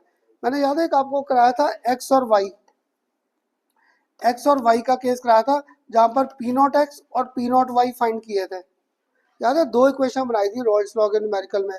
आज ना यहाँ पर भी कांस्टेंट है, आगे हमारे काइनेटिक्स के न्यूमेरिकल में भी कांस्टेंट आएंगे।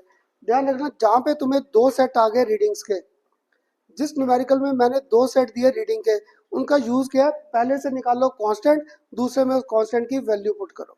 ये सबसे बड़ा लॉजिक था इसके न्यूमेरिकल ठीक करने का। हो सकता है किस्मत अच्छा है, मैं आपको खुद के भी दे दूंगा। अगर मैंने आपको दो सेट दे दिए रीडिंग्स के, दो सेट, तो मीन्स आपको साथ ही स्ट्राइक कर जाना चाहिए कि पक्का है। दो सेट का मीनिंग क्या था, एक से कांस्टेंट निकालो, दूसरे में उस कांस्टेंट की वैल्यू को क्या करना पड़ेगा, पुट, तभी हमारे आंसर्स आएंगे। क्लियर। करें अब इनके न्यूमेरिकल स्टार्ट। याद है, पहला न्यूमेरिकल तो किसी पेपर में नहीं आएगा, वो जस्ट स्टार्ट करने के लिए कि फॉर्मूला यूज कैसे करना है, फिर इनको थोड़ा सा और डिटेल आ जाएंगे न्यूमेरिकल्स। करें स्टार्ट। फर्स्ट एक लिखो, पहला न्यूमेरिकल, फर्स्ट,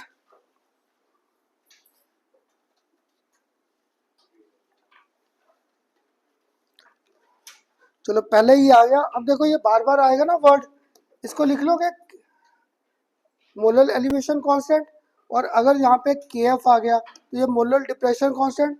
थोड़ा सा तो न्यूमेरिकल लिखना आसान हो जाएगा। पहला यही आया, calculate delta T B, calculate K B of water, sorry calculate, पहला आ गया के बी ऑफ वाटर, ये मुझे सॉल्व करना है। Calculate K B of water given that, given that 0.1 molar, given that 0.1 molar aqueous solution of substance, given 0.1 molar aqueous solution of substance boiled at 100.052 degree centigrade, boiled at 100.052 degree centigrade, ये आ गया। अब तुम्हें यहाँ पे find क्या करना है, के बी। क्लियर। तो देखो मुझे जो फॉर्मूला सही कर रहा है, delta T B is equal to, यहाँ पर मेरे पास क्या, के बी इंटू एम घूम रहा है, अब यहाँ पे मुझे के बी फाइंड करना है, तो यहाँ पर के बी इज इक्वल टू मेरे पास क्या आ जाएगा, delta T B by M. इसने कहा था पहला न्यूमेरिकल ना अभी बिल्कुल सिंपल दिया था कि एक बार मूव करना स्टार्ट करें, तो मानते हो मोलालिटी तो मैंने आपको क्या दे रखी है यहाँ पर 0.1 ना, तो ये 0.1 दे रखा है। डेल्टा टीबी का क्या करूं, पहले मुझे ये बताओ मैंने ये टेम्परेचर कौन सा दिया, टीबी दिया, टी नॉट भी दिया या डेल्टा टीबी दिया है ना, क्योंकि मैंने आपको दिया है 0.1 molar solution boils at, that mean TB दे दिया, ये टीबी गिवन है, तो टीबी की वैल्यू मैंने आपको क्या दे दी यहाँ पर 100.052 ये कर दिया। तो यहाँ पे मुझे टी नॉट भी वाटर है, याद है वाटर कहाँ पे बॉईल करता है, एट 100 डिग्री सेंटीग्रेड। अब मैं पेपर में भूल गया, पता नहीं कैसे करना है, अगर मैं करूँगा 100 माइनस दिस, आंसर माइनस आ जाएगा, इसलिए पक्का है मेरे पास यहाँ पे जब भी डेल्टा टीबी फाइंड करना है, डेल्टा टीबी आपको क्या कहा था, बड़े में से छोटे को माइनस कर दो, तो 100 से अगर माइनस करोगे तो ये यहाँ पे 0.052 आ जाएगा, अभी वही लगा था क्लियर करना है, ये 0.052 आ गया। तो इसके मेरे पास यहाँ पर यूनिट्स क्या आ गए, इसको अगर आपने सॉल्व किया, इसको अगर आपने सॉल्व किया यहाँ पर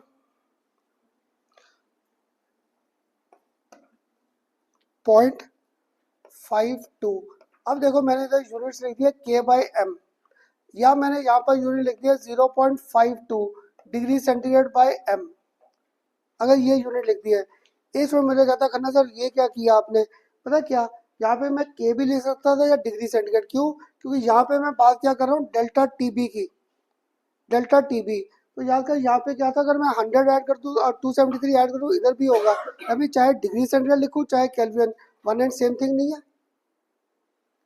क्योंकि क्या होगा, जैसे सपोज एक 10 डिग्री सेंटीग्रेड है और दूसरा मेरे पास क्या 20 डिग्री सेंटीग्रेड है, अगर 20 माइनस 10 करूँगा 10 आ गया, और अगर मैं इसमें भी 273 ऐड कर दूं तो ये क्या हो जाएगा 283, इसमें भी अगर 20 ऐड कर दिया तो ये 303, क्लियर, तो घुमा फिरा कर आंसर तो मेरा सेम नहीं आ जाएगा, आंसर सेम नहीं आ जाएगा, क्योंकि इधर भी 273 ऐड किया, इधर भी 273 ऐड किया, तो इधर मेरे पास क्या आ गया 293, तो 293 माइनस दिस, तब भी तो 10 आ रहा है, इसलिए डेल्टा का ध्यान रखना, जहाँ पे डेल्टा आ जाए चाहे डिग्री सेंटीग्रेड लिखो चाहे केल्विन लिखो, means one and same thing.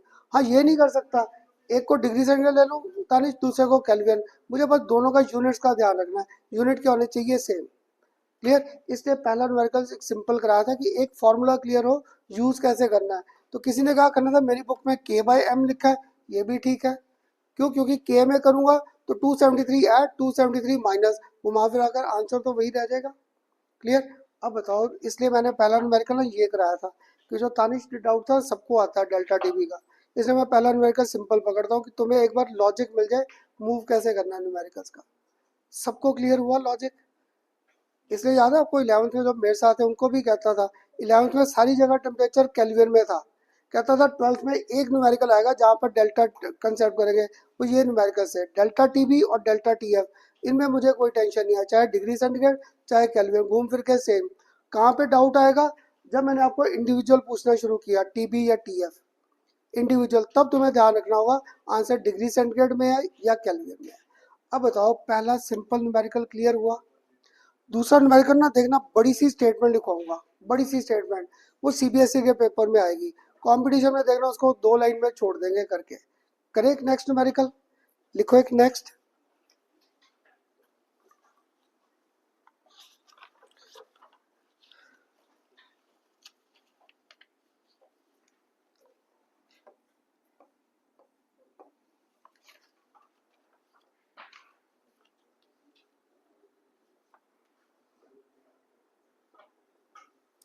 चलो एक और कर लो ताकि तुम्हें न्यूमेरिकल का लॉजिक मिल जाए। The boiling point of the boiling point of benzene, boiling point of benzene is 353.23 Kelvin. Boiling point of benzene is 353.23 Kelvin when 1.80 gram when 1.80 gram of non-volatile solute, when 1.80 gram of non-volatile solute was dissolved in 90 grams of benzene,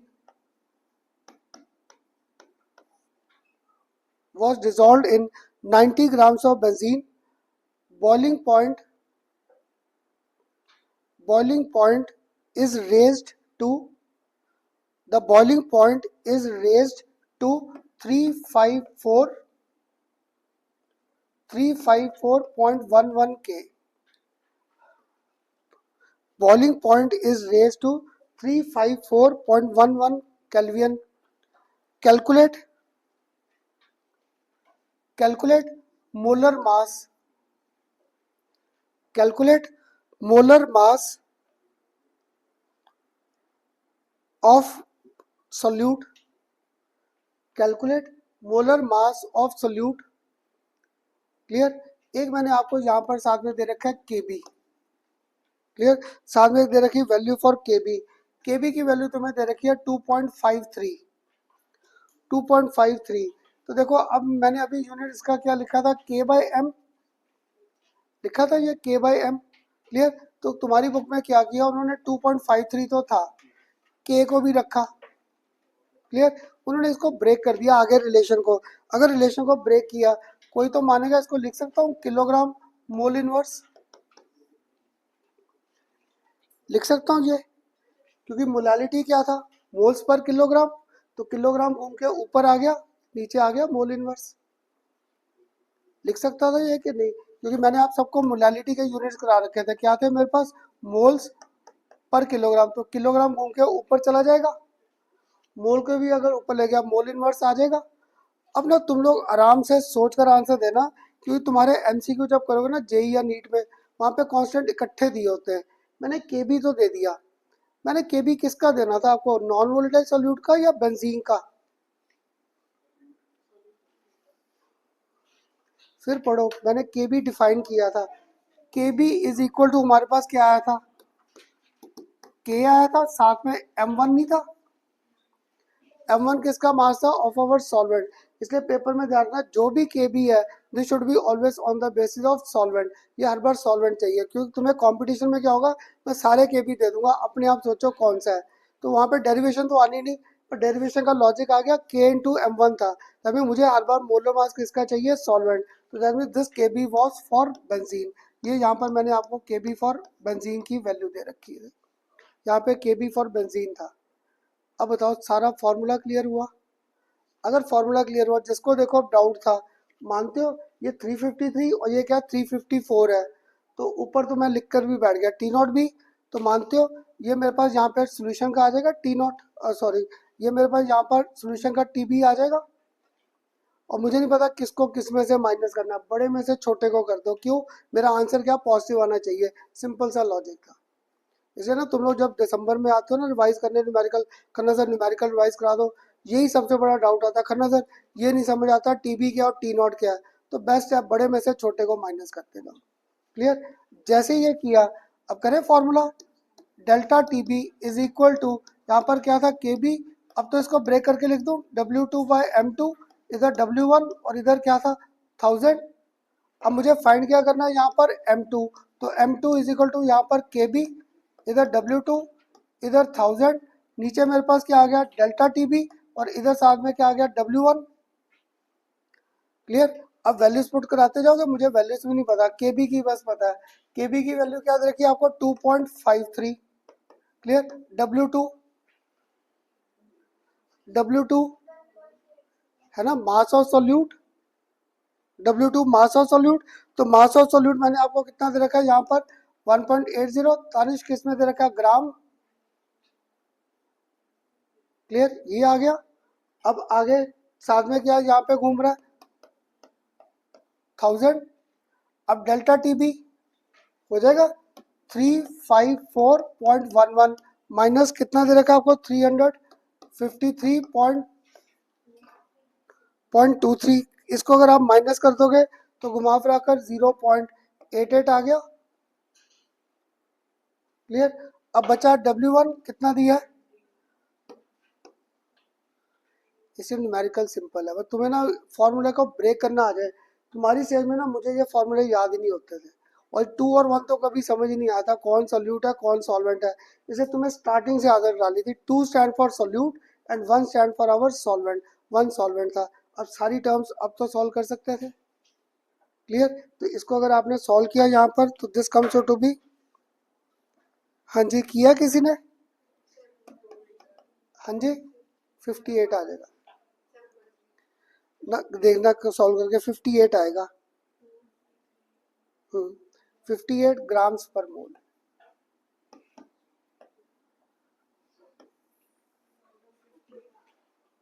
हाँ जी हुए कुछ clear numerical, हाँ जी Vanya, expand बड़ा कर दूं, आवान, हाँ जी कुछ clear हुए न्यूमेरिकल, हाँ जी आदि पक्का, भविष्य सबको क्लियर, तानिश सबसे, ध्रुव, सिया, अगर यहाँ तक क्लियर है। अब याद है आपको मैंने क्या कहा था, ये तो 2 न्यूमेरिकल कराए, किस्मत अच्छा रहा तो ये सेकंड न्यूमेरिकल आ सकता है, पहला तो किसी पेपर में नहीं आया, सेकंड से स्टार्ट होते हैं। तुम्हें फॉर्मूले भूलेंगे तो इसे जब लिखोगे अपने आप सॉल्व करना आसान हो जाएगा, क्लियर। अब नेक्स्ट में आपको क्या कहा था, न्यूमेरिकल बड़ा आ जाएगा जहाँ पे तुम्हें 2 सेट आ गए रीडिंग के, फिर पहले से निकालो कांस्टेंट दूसरे में पुट करना है। और देखो इस न्यूमेरिकल में भी इन आया था, शुरू से कहा था इन के पहले सॉल्यूट है और बाद में क्या था सॉल्वेंट, आसान हो जाएगा के बी फाइंड करना। अब लिखो एक नेक्स्ट, इसकी स्टेटमेंट बढ़िया देखना, आंसर आराम से आएगा, कैलकुलेशंस भी इसके बड़े रहेंगे। ये तुम्हारे सीबीएसई के पेपर में आ सकता है, कंपटीशन में कभी नहीं आया इतना बड़ा। उनमें क्या होगा, तुम्हें 2 लाइनों में क्वेश्चन कर देंगे सारा का सारा ट्रांसफर, क्लियर। लिखो a solution containing 0.5126 grams of naphthalene,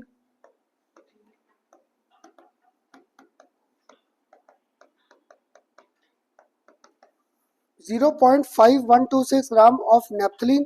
और इसका मैंने आपको यहाँ पर मोलर मास दे रखा है, मोलर मास नेप्थलीन का ये दे रखा है 128, नेप्थलीन का मोलर मास दे रखा है 128 इन 50 grams of CCl4, in 50 grams of CCl4। याद है CCl4 अगर आपके स्कूलों में प्रैक्टिकल्स प्रॉपर करा रहे हैं, हम लोग 2 सॉल्वेंट यूज करते हैं to clean our glass apparatus, या तो CCl4, इसको क्या बोलते हैं CTC, कार्बन टेट्राक्लोराइड, या तो इसे यूज करते हैं या फिर क्या करते हैं एसीटोन। 2 रखते हैं सॉल्वेंट्स क्लीन करने के ग्लास एपरेटस को, क्यों, उनमें कोई ना कोई वाटर कंटेंट्स होगा, ये सारे के सारे एपरेटस को ड्राई कर देते हैं साथ ही। तो CCl4 कार्बन टेट्राक्लोराइड या CTC, तो was dissolved in carbon tetrachloride gives a boiling point elevation, gives a boiling point elevation of 0.402। अब मानते हो इसको चाहे मैं डिग्री सेंटीग्रेड चाहे केल्विन लिख दूं, gives boiling point elevation of 0.402 degree centigrade. Next, but a solution of 0.6216 gram, but a solution of 0.6216 gram of unknown solute of unknown solute in same weight of solvent, in same weight of solvent gives boiling point elevation, gives boiling point elevation 0.647 degree centigrade, gives boiling point elevation 0.647 degree centigrade. Find, gives boiling point elevation 0.647 degree centigrade. Find molar mass of unknown organic solute. Find molar mass of unknown organic solute. Clear. अब दो set आ गए reading के यहाँ पर। हाँ जी, अब देखो पीछे दोनों न्यूमेरिकल जो दिए, पहले में मैंने कहा था के बी फाइंड करो, दूसरे में मैंने तानिश क्या किया था, के बी दे दिया। अब दिया इस बार के बी आपको, पहले तो चलो क्वेश्चन पढ़ के बता दो के बी किसका दूं आपको, नेपथलीन का फाइंड करना है या CCl4 का, है ना। क्योंकि के नेपथलीन क्या था मेरे पास यहाँ पे सॉल्यूट का रोल प्ले कर रहा है, क्योंकि आगे न्यूमेरिकल करेंगे ना ये सॉल्वेंट का भी रोल प्ले करता है। तो पेपर में क्या होगा, तुम्हें के बी फॉर नेपथलीन और के बी फॉर CCl4 दोनों दिए होंगे। तो मुझे ध्यान रखना, मुझे हर बार CCl4 सॉल्वेंट है, तो मुझे यहाँ पे के बी फॉर CCl4 है। अब वो तो दिया नहीं, है ना, वो दिया नहीं, पर तुम्हें से कोई व्यू कर रहा है, दो सेट दिया रीडिंग के, दो सेट। अगर दो सेट है तो खन्ना सर ने टिप दिया था, पहले से क्या करो, कांस्टेंट निकालो, दूसरे में कांस्टेंट की वैल्यू पुट करो, आ जाएगा अपने आप आंसर हमारे पास, आ जाएगा। इससे ना न्यूमेरिकल के रास्ते बड़े हैं। तो तुम लोग अगर बिना सोचे करोगे मेरे जैसे, आधी कैलकुलेशन करके समझ ही नहीं आएगा कर क्या रहे थे। तो मुझे अब लॉजिक यहाँ पे मिल गया, पहले से मुझे क्या करना पड़ेगा, के बी निकालना पड़ेगा, दूसरे में उस के बी की वैल्यू को पुट कर दूँ, हो जाएगा न्यूमेरिकल सॉल्व। तो पहले में अगर मैंने फाइंड करना है, मुझे फॉर्मूला याद था, तो delta T B is equal to, मेरे पास क्या था, के बी इंटू एम। इसलिए ना तुम बच्चों से ब्रेक कराता हूँ ताकि मेरे साथ फॉर्मूला भी याद हो जाए। अब मुझे भूल गया इसको ब्रेक कैसे करना था, डेल्टा टी बी के बी तो मेरा एज सच रहेगा, इसको क्या तोड़े, क्या लिखूँ, एम को W2 बाई M2, इधर मेरे पास W1 और इधर मल्टीप्लाई बाय क्या हो जाएगा 1000, यही आ जाएगा। अब पहले से मैंने कांस्टेंट निकालना है, अगर कांस्टेंट निकालना है तो हमें यहाँ पर के बी इज इक्वल टू, मेरे पास क्या हो जाएगा डेल्टा टी बी, साथ में क्या हो जाएगा M2, साथ में क्या हो जाएगा W1 डिवाइड बाय क्या हो जाएगा W2। और क्लियर हुआ। इसलिए मुझे फॉर्मूले नहीं आते, बस यही आता है इस चैप्टर का फॉर्मूला, इस टॉपिक का, इसी को ब्रेक ब्रेक करके ले आया इस फॉर्म में। अब ध्रुव वैल्यूज आप पुट करानी शुरू कर दो। डेल्टा टी बी कितना दिया फर्स्ट केस में, फर्स्ट केस में दिया 0.402, क्लियर। अब ये तुम लोग बताओ माइनस क्या, यही वैल्यू पुट करूं या T B minus T not B का कोई कंसेप्ट करें। मैंने क्या दिया इस बार, एलिवेशन इन बॉइलिंग पॉइंट। अगर मैंने एलिवेशन बोल दिया तो दैट मीन मैंने अब आपको ये वैल्यू डायरेक्ट दे दी, 0.402 आ गया फर्स्ट केस। M2 क्या दिया, M2 M2 क्या था, मोलर मास, नेपथलीन का मोलर मास नहीं दे रखा हमें, कितना दे रखा है 128, क्लियर। तो अब अनवी W1 मास किसका था, सॉल्वेंट, कितना दिया सॉल्वेंट का मास, डिजोल्व इन 50 ग्राम, इन 50 ग्राम, तो हमें ये सॉल्वेंट का था, तो यहाँ पर ये 50 आ गया। W2 किसका मास है, सोल्यूट, कितना दिया सोल्यूट का मास 0.5216 मल्टीप्लाई बाय क्या आ गया 1000, आ जाएगा यहाँ से के बी, आ जाएगा के बी। और पता क्या, मोस्टली मैंने आपके जो पेपर्स में पढ़ा है, बेंजीन का और ये दो तीन चीज़ें ही आते हैं, CCl4, बेंजीन और CCl4 सब। हाँ मुझसे पूछ ले सार्थक, डेल्टा टी बी ये एग्जैक्ट आ गई वैल्यू। M2 क्या था, मोलर मास ऑफ आवर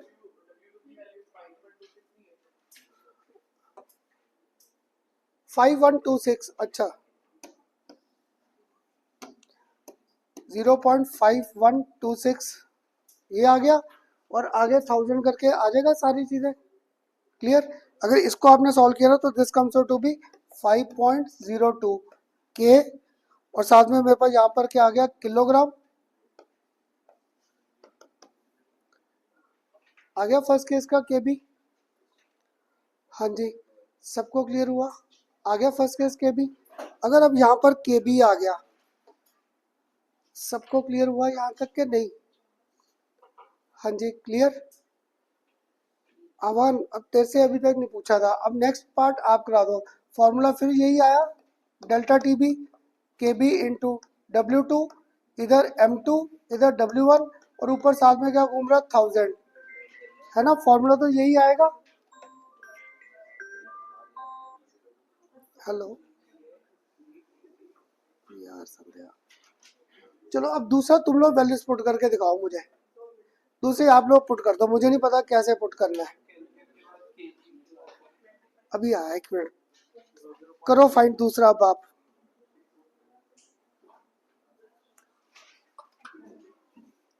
हाँ जी,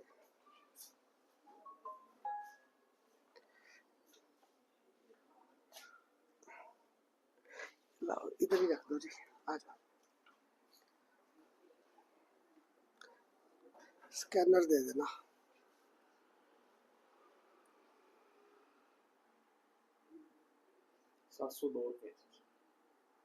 अच्छा इंदे तो आया नहीं तो लिख के आ जाते। 702 है।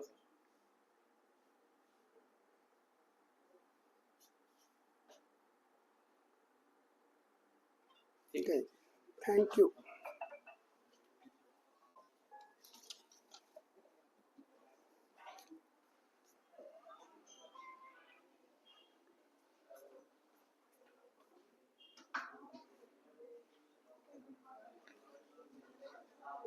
हाँ जी, अब कराओगे वैल्यूज पुट किया या बातों में लग गए थे?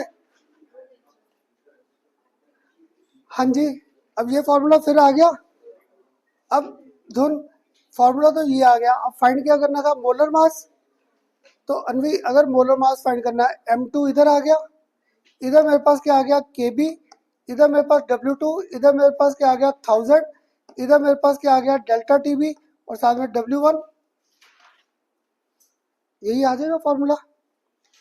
अब अगर ये आ गया अनवी, डेल्टा KB की तो वैल्यू मुझे ध्यान में है, कितनी वैल्यू आ गई? 5.02। ये क्या लिखूँ अब? W2। गुड। ये कितना था मुझे बता दो, फिर मैं फिर ऊपर करना पड़ेगा, नहीं तो 0.6216 इंटू 1000। क्लियर। अब भविष्य डेल्टा TB कितना दिया है? हाँ जी, सेकंड के। चलो गुड, मुझे ये था कि न्यूमेरिकल लास्ट आते आते करना, सर बस करो अब। तो ये 0.647 W1, W1 है ना, in same weight of solvent, in same weight है, तो हमें यहाँ पर ये 50 आ गया।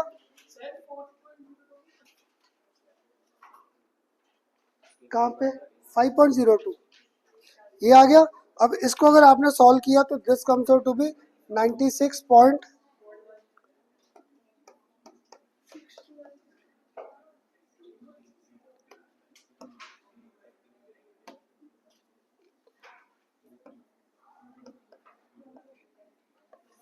अब बताओ कुछ क्लियर हुआ? न्यूमेरिकल्स का लॉजिक कैसे थे? हाँ जी, K बाय M था, M के यूनिट्स क्या थे? Moles per kilogram. Kilo K है, K के बाद किलोग्राम है, फिर आगे मोल इनवर्स है, मोल इनवर्स MOL। ये ग्राम पर मोल लिख दिया मैंने, ग्राम मोल इनवर्स कर दो या पर मोल। क्लियर। चल लास्ट तक डाउट पूछ रहा, मीन्स इंटरेस्ट बना रहा न्यूमेरिकल में, समझ आया पूरा न्यूमेरिकल? अब तानिश, अभी तो ये न्यूमेरिकल सारे मैंने ऐसे कराए हैं, है ना? अब तुम्हें से कोई मानता है नेक्स्ट टाइम न्यूमेरिकल में 5% कर दूंगा? अगर मैंने 5% दे दिया, तब मुझे स्टेटमेंट देने की जरूरत है इतनी बड़ी बड़ी कि ये 5 ग्राम है या 10 ग्राम है या 20? फिर तुम्हें स्टेटमेंट को तोड़ना पड़ेगा न्यूमेरिकल के लिए। मुझे एक बार बताना, सपोज, बस एक सिंपल सा लॉजिक, मैंने 5% सोल्यूशन दिया इसमें, सपोज आगे नेक्स्ट टाइम जब करोगे ना, मैंने आपको 5% ऑफ सोल्यूशन देना है, इसको ब्रेक किस लॉजिक में करूँ? मास, वॉल्यूम या क्या? अगर मैं 5% सोल्यूशन इस न्यूमेरिकल में दूँ आपको, 100 क्या करूँ? ml। दोनों चीजें मास में घूम रही हैं, दोनों चीजें मास में है। इसलिए तुम्हें क्या कहा था, जिसको डाउट आया अनवी, क्या टिप दिया था? सिर्फ ऑस्मोटिक के प्रेशर में वॉल्यूम है, बाकी सब में मास है, क्योंकि इस बार दोनों नहीं घूम रहे, W2 और W1, ये सारी चीजें मास में आ गई। अब बताओ समझ आया सबको लेक्चर पूरा? हाँ जी, सबको कोई डाउट? और पता क्या, अभी किसी से बात हो रही थी, तुम्हारे फायदे के लिए मैं जल्दी आता हूँ, पर कईयों को ना खन्ना सर गर्मी है, ये है वो है, मैं तुम्हें यही मिलता हूँ। अब मैंने किसी को कहना नहीं किस टाइम आना, मैं यहीं पे हूँ, तुम्हें जिसको डाउट है जब मर्जी आ जाओ। अभी ना किसी के बात कर रहा था, वो स्टूडेंट खुद ही सुबह कहना था मैं 11:30 आ जाता हूँ, आगे क्लास लगा गया, 11:30 क्लास लगा गया। बाद में जब 3 बजे कहीं क्लास थी, मैं तो नहीं जाता, मेरा अब सिर दर्द हो रहा है गर्मी में। मैं क्या बता, मैंने किसी को जबरदस्ती नहीं कहा था 11:30 पे आ, मैं क्या एक्स्ट्रा क्लास भी लो, साथ में सुनो। इतना पढ़ाने से पहले मूड वो होता ना, अपसेट था, पढ़ा दिया तुम लोगों को, ये तो दिमाग में उसका घूम रहा था। मैंने किसी को फोर्स नहीं किया, डाउट्स पूछने खुद आए। याद है कल जब आप भी आए थे, हमने क्लास की प्लानिंग कर ली थी कि चल 3:30 क्लास है, 2:30 बजे आ जाओ ताकि कर जाओ। वो स्टूडेंट खुद खन्ना था मैं आ जाऊँगा 11:30, मैं आ जाओ भाई, मैं तो इधर ही हूँ। फिर दूसरी क्लास अब आया जो मेन क्लास है, ठीक है। तो तुम लोग, मैं यहीं पे होता हूँ। और तूने आज न्यूमेरिकल करने आना था, तो ये ना अपने मम्मा को बताओ घर पे, मुझे नहीं कि मैं लेट रहा, नहीं तो मुझे सुनना पड़ता बाद में। और मैं ना खन्ना सर एक ऐसा सर है, सुन नहीं सकता किसी की नहीं सुन सकता। अगर मैं सिंसियरली पढ़ा रहा हूँ ना, मुझे होता मैं फिर सुन नहीं पाऊंगा किसी की। चल, मुझे क्या पता, मुझे क्या पता 4 बजे तक किया या 5 बजे तक। चल अवान, ठहर जा। अवान, एक ना ये आपको नोट्स, ये पूरे लास्ट चैप्टर तक ऐसे ही मिलेंगे। जो मेरे लास्ट ईयर के स्टूडेंट हैं उनको तो पता है, ऐसा नहीं होगा पहले 2 चैप्टर के प्रॉपर दे दिए, थर्ड में कहूँगा भाई आप कॉपी में लिखते जाओ। ठीक, तुम्हारा अगर किसी के पेपर में लास्ट चैप्टर आना है, उसके भी चाहे नोट्स मुझसे ना, ये कॉपी नहीं मिलेगी, तो मुझसे तुम लोग मोबाइल पे मंगवा सकते हो, खन्ना सा पीडीएफ सेंड कर दो, नहीं तो मैं इधर प्रिंट निकाल के दे दूंगा जिसके पेपर में आना है। ये जो चैप्टर आ रहा है जब मर्जी ले लो, सारे नोट्स ऐसे ही प्रॉपर मिलेंगे। पहले कॉम्प्रिहेंसिव, अभी मेरे ना एक आध मिनट पड़ा है, एक आध मिनट। चल, तो देख यहाँ पे आपको एक मिलेंगे कॉम्प्रिहेंसिव पूरा चैप्टर डिटेल में, एक मिलेंगे साइनॉप्सिस, इसमें पूरे चैप्टर को मैंने ब्रीफ अप कर दिया। फिर दो दो असाइनमेंट्स हैं, और पता क्या मैंने इस असाइनमेंट का ना न्यूमेरिकल्स मोस्टली सारे करा दिए आपको साथ साथ, क्योंकि मैं कई साल क्या होता था, सोचता था बड़े अच्छे बच्चे मिले हैं, खुद करोगे ट्राई, कोई नहीं करता था, फिर मैं फंस जाता था। फिर मैंने आदत डाली न्यूमेरिकल तुम्हें साथ साथ करा देता हूँ। मोस्टली 2-3 छोड़े हैं जो बड़े गंदे से न्यूमेरिकल थे, वो छोड़े 2 या 3 न्यूमेरिकल, वो और असाइनमेंट्स को डिस्कस करेंगे। क्लियर, ये नहीं कि तुम्हें बुकलेट्स दे दी मेरी हेडेक खत्म, अब जाकर अगर पहला टॉपिक किसी को याद हो, डिफरेंट टाइप ऑफ सॉल्यूशंस किए थे, वो टेबल बना के दे दिया। इसके बाद सॉल्विटी और सॉलिड इन लिक्विड्स के कंसेप्ट किए थे, उनको ज़्यादा ग्राफ के बेस पे किया था। इसके बाद फिर हम लोगों ने किया था आपके साथ रॉयल्स लॉ, आइडियल और नॉन आइडियल सॉल्यूशन किए थे। इनमें डाउट्स आते थे तानिश, इनमें डाउट्स आते थे, इसलिए मैंने ना आमने सामने दे दिए, ताकि तुम्हें जो डाउट वाला टॉपिक है वो आमने सामने मिल जाए। थोड़ी सी नोट्स की ऐसे प्लानिंग कर रखी है। क्लियर, एक ना मोलारिटी मैं छोड़ भी सकता था, ये आज की है ग्राफ, एलिवेशन और डिप्रेशन वाले। क्लियर, फिर मैंने पता क्या मोलारिटी की थी 11th क्लास में।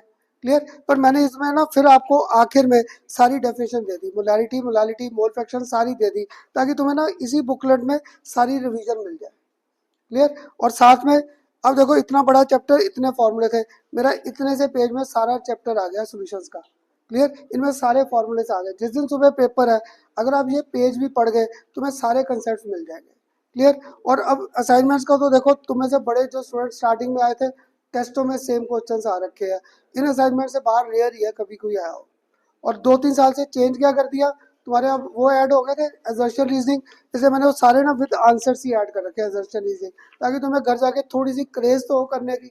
टेस्टों में और डालूंगा, तो जितने मैं डाल रहा हूँ ना इतने भी करके मोर देन सफिशिएंट है। क्लियर, ये ऐसे पूरी बुकलेट्स ही है। बोल लेने तो मुझे, मैं तुम्हें कहा ना ईगो इतनी है ना मेरे में, ईगो बड़ी है, ना ना ना, ईगो बड़ी है। जब मैं बोलो तुम बातें शुरू कर दो गुस्सा आने लगता है। चल अब इधर देख, चल अगली क्लास से इकट्ठे नहीं बिठाना। क्लियर, ये सारी असाइनमेंट्स प्रॉपर है। तो अब तुम लोग आपसे पूछ रहे थे न्यूमेरिकल्स, इसको ट्राई कर। मैंने कल सुबह 11 बजे यही होना है, तुमने जब आना आ जाना। ये नहीं कि वहाँ पे टेस्ट यार 2 बजे है, मैं 11 बजे आके क्या करूँगा, क्या मैंने तुम लोगों ने करना, मैं तुम्हें यही मिलूंगा। पता क्या, आजकल एडमिशन चल रही हैं, कोई ना कोई किसी के पेरेंट्स आते रहते हैं, तो मैं 11 बजे आ जाता हूँ यहाँ पे, तुम्हारे पे है क्लास, तुम लोग आके आओ मेरे पास करो, मैंने मना किया है। ठीक है, ये पकड़ो यार नोट्स, आप लोग सारे फर्स्ट टाइम ले रहे हो।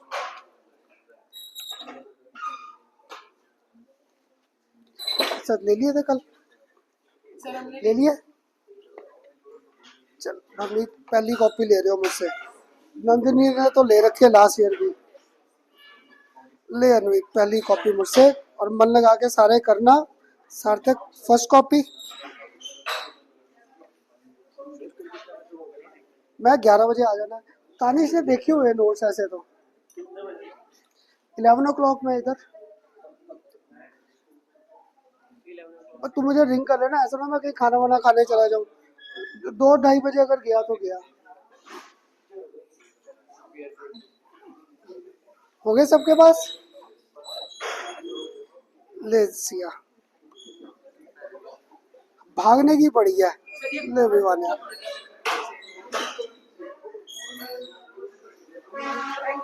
चलो भागो। और कल आके कर न्यूमेरिकल बैठ के।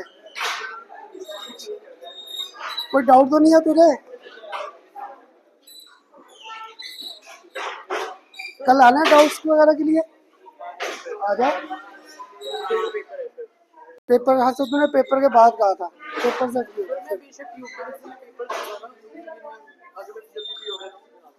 जैसे भी जैसे और कर लेंगे। कोई डाउट तो नहीं आया?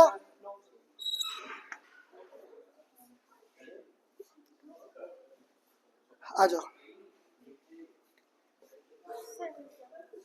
हाँ जी चल, और दोनों कहाँ रहेगी आपकी? एक खुशी का और साथ में मुझे सारे आंसर करती है। मेरी केमिस्ट्री तो आसान लग रही है।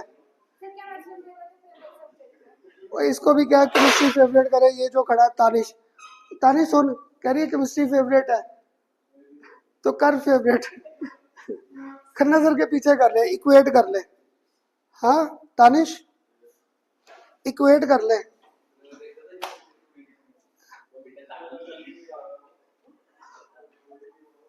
तानिश इसको भी